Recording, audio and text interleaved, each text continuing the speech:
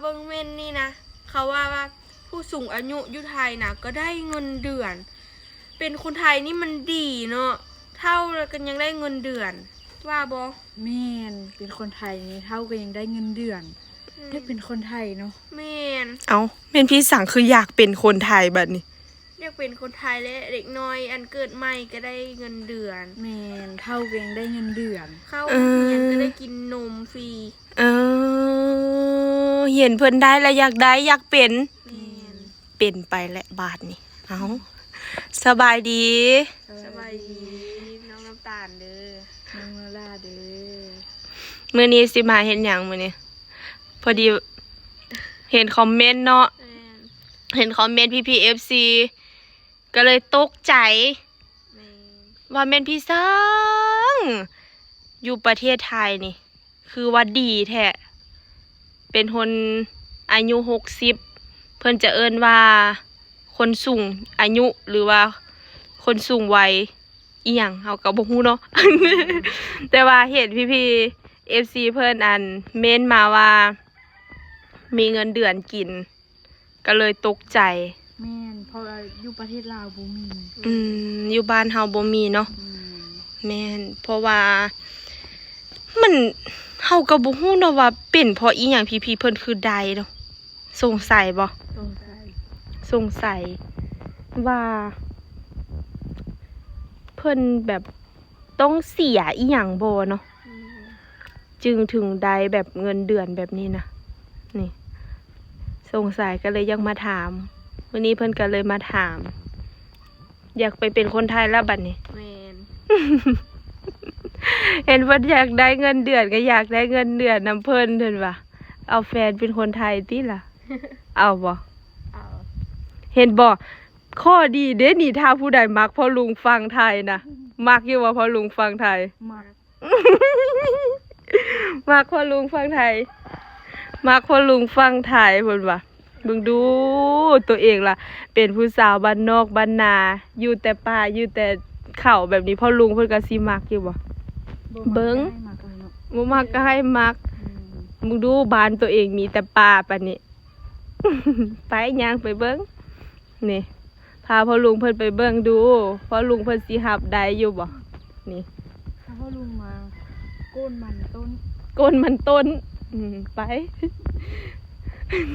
พ่อลุงสิเข้าใจอยู่ติโกนมันต้นแม่นพี่ศักดิ์ถ้าอ่านคอมเมนต์ด้วย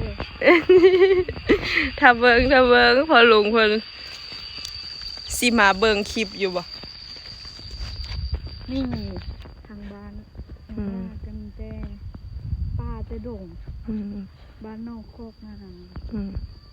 พ่อลุงสิรับได้อยู่บ่อีหลามักพ่อลุงเด้เห็นพ่อลุงมีเงินเกษียณบ่จ๊ะ ไปเบิ่งนี่ย่างไปนี่พาทัวร์มื้อนี้กับทางไปให้ไปหน้าค่ะเจ้าเพราะว่าทางบ้านพวกน้องกับบ่มีทางคนกีดคือฟังไทยพ่อลุงเพิ่นสิมาอยู่ได้อยู่บ่เนาะอยู่บ้านนอกบ้านนาแบบนี้สองสาวไซสาวยังแน่อันนี้สาวยังน้องน้ำตาลเด้อสาวน้ำตาลอันนี้เด้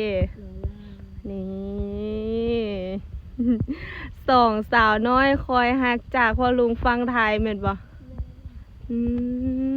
นี่แหละเนาะบรรยากาศบ้านเฮาทุกคน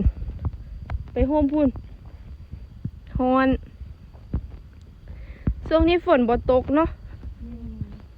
อยู่ทางประเทศไทยนี่ตกอยู่บ่พี่ม